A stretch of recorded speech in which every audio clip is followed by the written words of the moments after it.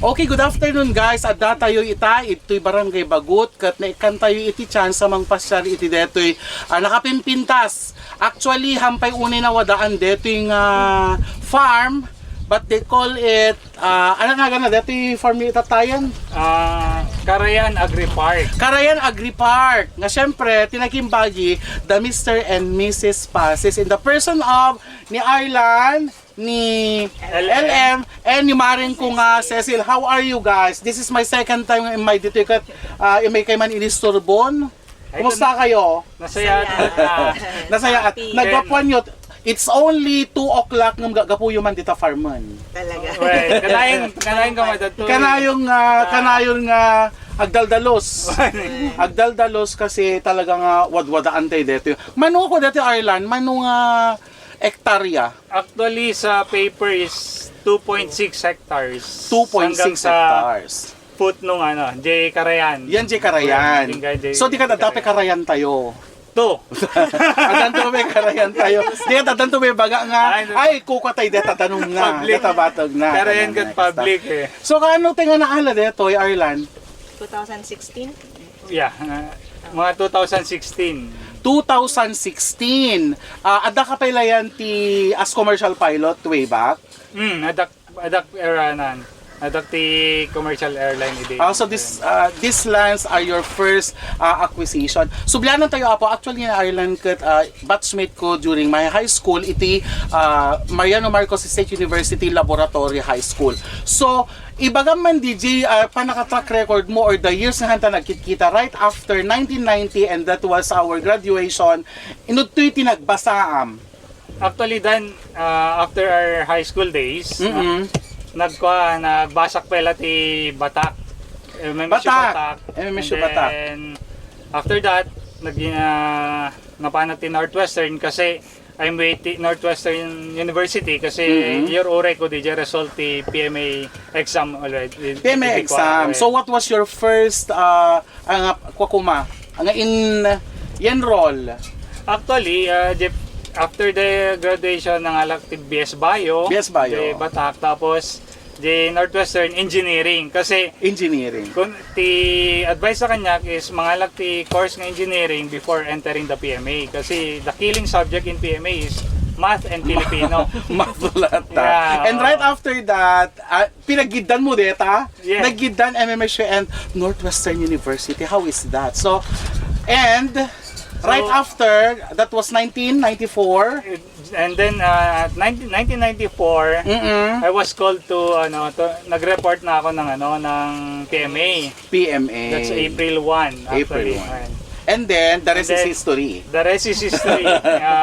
We can talk it some other time about. Kaya nga, ako na lang yung mag-aangkor kung ano yung nagiging buhay talaga ng mga taga Philippine Military Academy. Hindi po yan yung ating concentration ngayon, guys. And then right after you became after 4 years in the PMA, ang tinalak nga ko akit Philippine Air Force. Philippine Air Force. So, Jemat, nag-training akti 2 years, tapos after 2 years, naging instructor akti dagiti agbalin nga piloto. Ay, nag-instructor.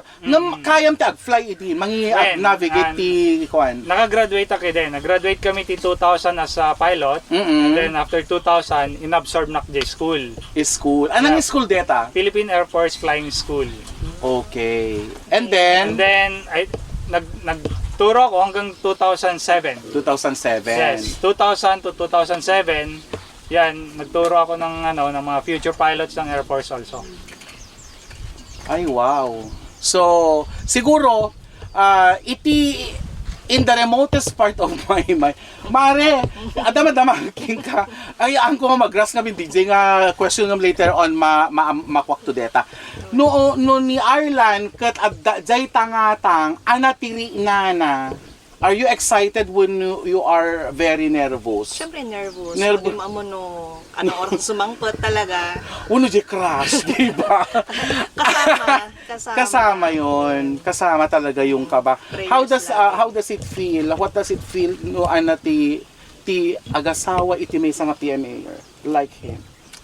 No, Mrs. ka PMA dapat iti priority kanya na ipapapray mo lagi safety na. Yung safety. At saka, Ajay, support. Support No. lagi. Kami no PMAyer kasla priority na talaga sundalo talaga service To serve. na nila, Service to serve. talaga. Second yung family idi. Idi. Very noble. Talaga nga as Mrs. Tatarosam talaga no niya Tatarosam. Meron bang instances na si Mr. ay nagkaroon ng ibang Ay, awan. Wala lang. Honestly, awan. Honestly. Oo, kilala ko si Ireland ever since. Medyo kasapalikero dating na cute pogi, pero daka mo sinumuti na araw na, pero you're still, di ba? Is still standing si Maring Cecil.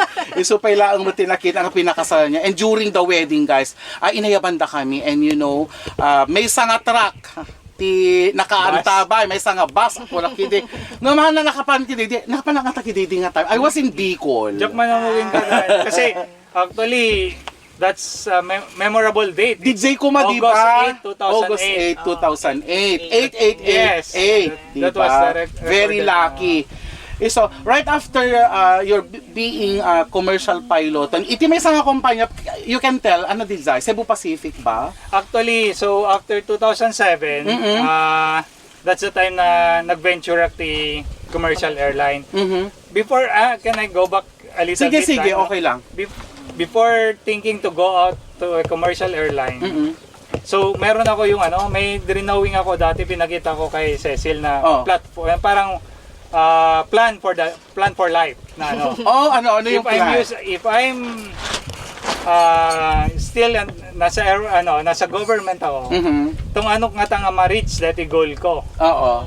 And then there's this one, apay nga tayo na commercial. Commercial airline na pa. So come to think of it. Kunam. So di ko nakapag-decision ng aron nga mapanti commercial airline para alalistok mga madanon di nga goal ko.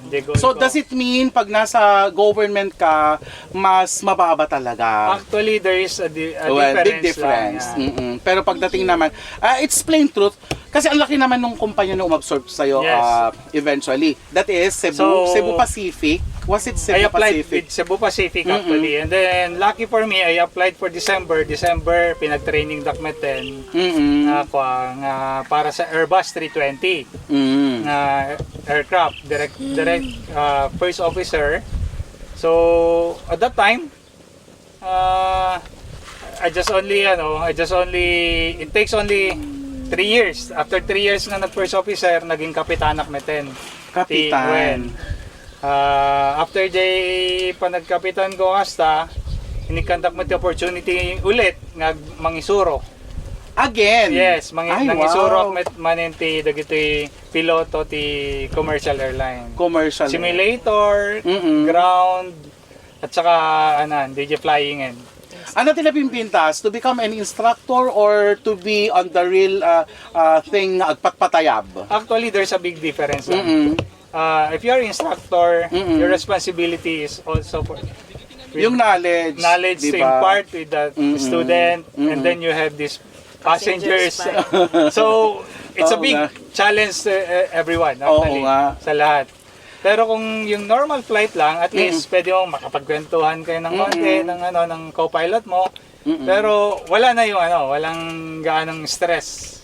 Ay, walang stress wala pag nasa parang joyride. No. You cannot say joyride when you're flying a commercial Ay, di ba pwede? Guys, hindi raw pwedeng sabihin na joyride when it comes to piloting. Piloting ba ang tawag doon? Actually, yes. When piloting. Kasi if you have the 180 souls on board na adaging ka, adayan tayo ma'am ti safety.